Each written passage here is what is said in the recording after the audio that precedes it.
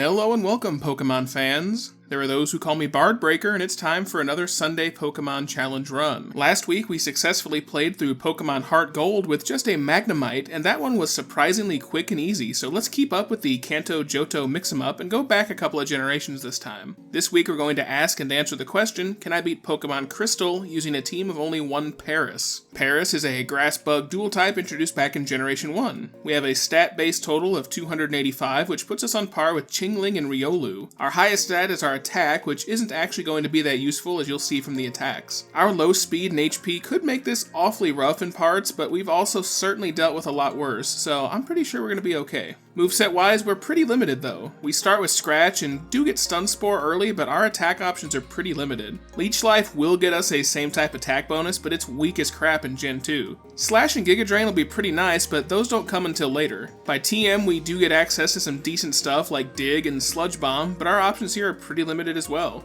We don't have a lot of type coverage. At this point though, I like to remind you guys that I write the script as I go, so at this point I haven't started playing the run yet. Everyone take your guesses down below to please the almighty algorithm, God of the YouTube algorithm, and let me know if you think I can do this or not. I'm gonna say that we might be able to do so, but I can see us having real rough patches given that we're 4 times weak to moves like Fire and Flying, and wouldn't you know it, we have a Flying Gym right out of the gate. In any case, let's take a final look at our rules before we begin. In combat, I can only use Paris. I'll need other Pokemon for HMs, but I won't be allowed to use those Pokemon in battle. I also won't be using any items in battle. Held items and items outside of battle are going to be allowed though.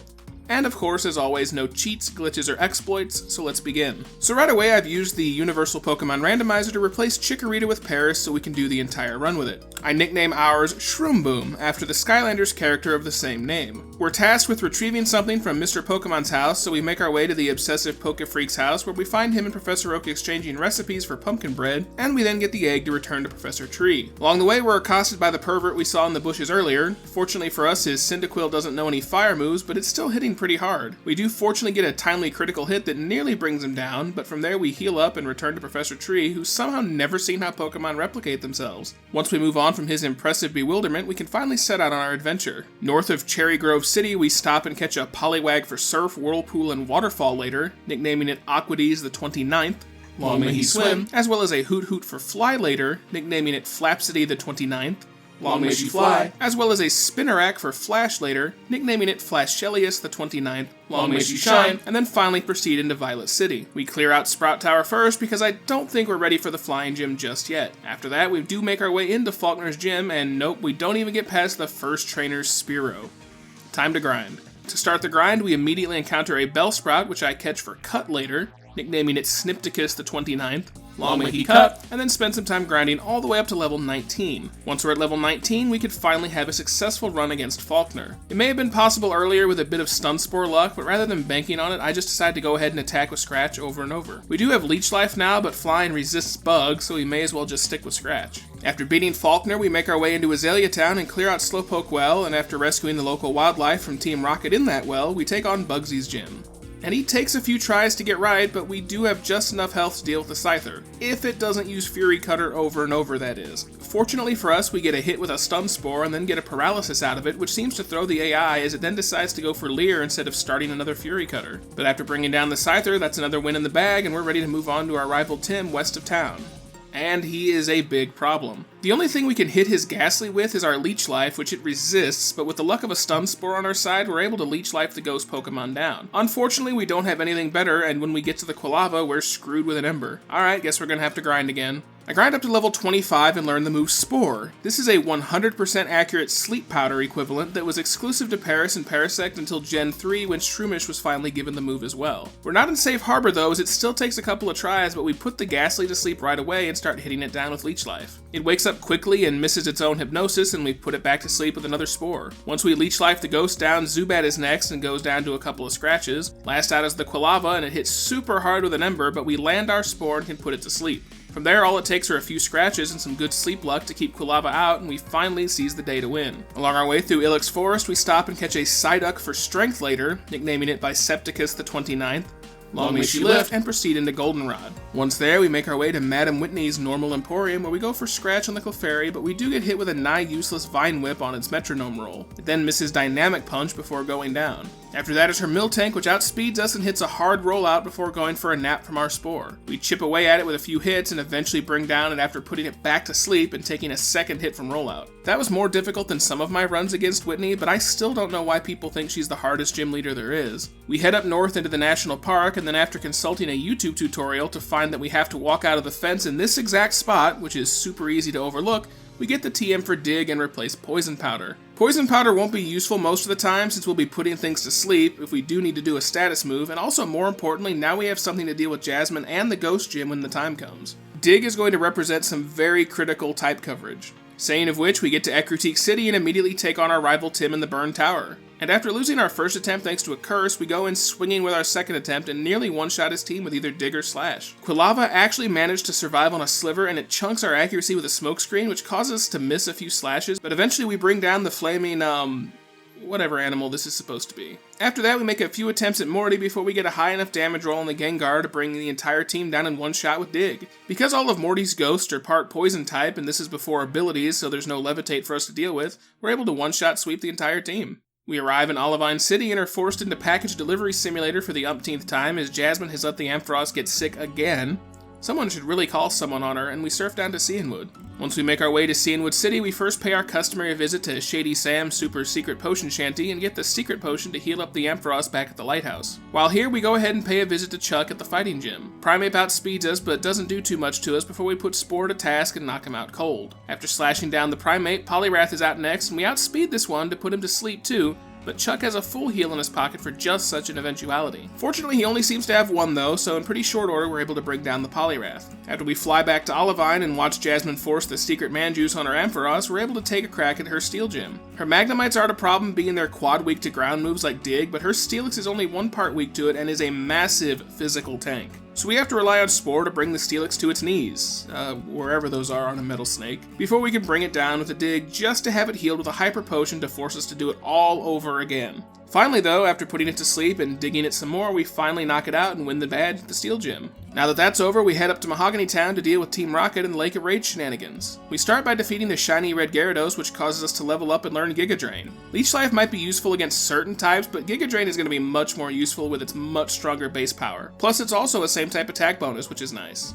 While up at the lake, we go get the TM for Hidden Power and start about testing our typing. We get a neutral result on Venonat, which doesn't actually give us anything inherently definitive, but it does rule out quite a bit, with Flying, Rock, Fire, Psychic, Fighting, Poison, Bug, and Grass now all off the table. Coupled with a super effective result on Noctowl, that narrows it down to either Electric or Ice, and finally, a not very effective on Magikarp tells us we have the Ice-type Hidden Power. That'll be really useful if we need help with Claire or Lance later. Speaking of Lance, it's time to team up with him to take down the Team Rocket infestation that's hidden in the seedy underbelly of Mahogany Town. Nothing here really poses an obstacle, we're fairly high level and can overpower just about everything in one hit. Though it is worth noting that the Electrodes are still outspeeding us, but that's not entirely unexpected given it's one of the fastest Pokemon in the game. But despite the speed disadvantage and even a few self-destructs, we're able to clear out Team Rocket without incident. After this, it's time to head to Price's Ice Gym, and while we're weak to ice, we still don't have too much to worry about. It may seem like we're overleveled, but we really aren't. Everything in Johto is just underleveled. Due to the level gap though, Seal goes down to a couple of slashes. I put Dugong to sleep for safety and bring him down in a couple of slashes as well. Last out is Piloswine, which nearly goes down to a Giga Drain, hits back with a Fury attack, gets healed with a Hyper Potion,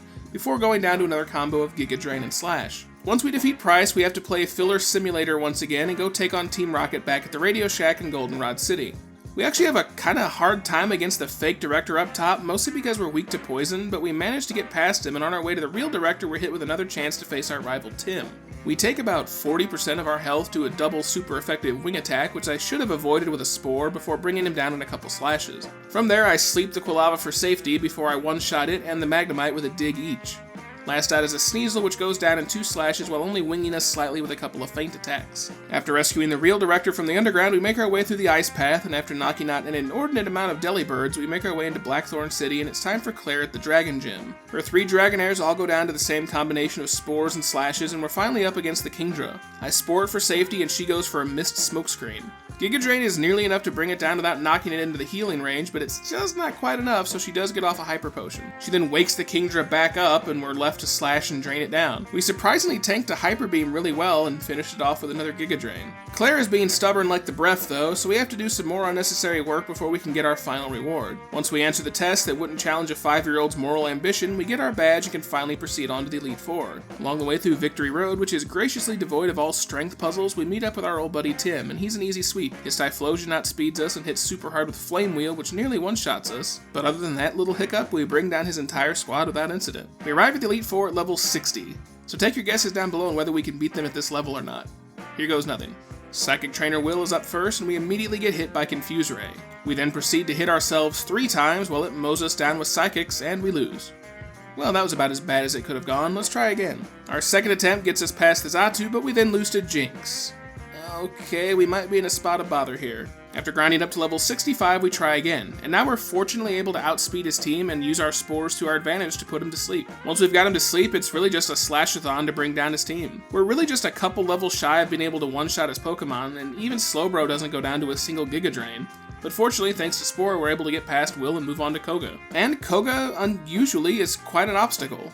We're just, again, a couple levels shy of being able to one-shot most of his team, but if it doesn't critical hit with Slash, we leave a sliver more often than not. His Ariados and Venomoth aren't super problematic, but they can hit us with Toxic at any time, which actually is a problem. Muck is easy enough to deal with Dig, but thanks to its Minimize and Sludge Bomb, we can waste precious time and get our health chunked hard. Crobat gets full restored if we put it to sleep, so we just have to power through strong wing attacks and then deal with the Forretress. He's not easy to deal with though, it's a hard-shelled wall which we can't do a lot of damage to.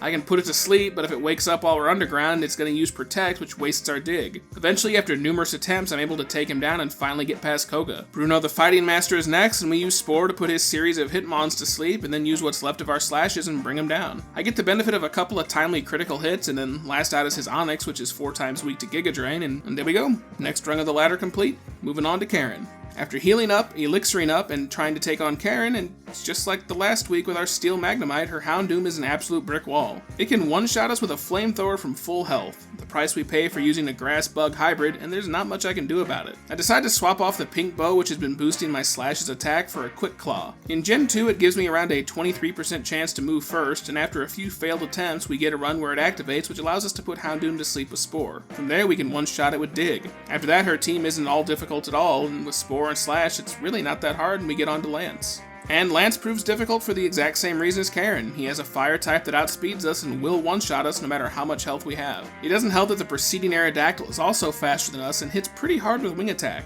After a couple of passes, I go back to our old trusty Quick Claw strategy, and from here it's a pretty straightforward assault. We Spore the Gyarados and then slash it down. We then Spore the Dragonite and slash it down. We get hit hard with a Wing Attack, but Spore the Aerodactyl and then bring it down to the few Giga Drains to replenish our health. Next, we get a Quick Claw activation and Spore the Charizard to sleep it and then slash it down. Lance's last 2 Dragonites also follow the same pattern, but we have to use more Spores than before because Lance keeps full healing and full restoring them to wake them back up, but finally we bring them down with Slash to secure the win. I did not think Slash was going to be putting this much work in, but that's it, we've just beaten Pokemon Crystal with just a Paris. We get our Paris into the Hall of Fame and the credits roll. But the game isn't over yet, we still have the post-game region of Kanto to fight through, and that's usually uneventful, but I feel like Blaine may be a challenge, as well as Blue and Red. But either way, we'll go ahead and cut back in with any interesting parts, and if not, you will see me in Viridian City. And so, as expected in these Johto runs, the secondary region of Kanto that's taped onto the back of the cartridges is non-eventful, save for the final gym in Kanto, Viridian City, and its leader Blue. And as you can see here, we have some issues against him.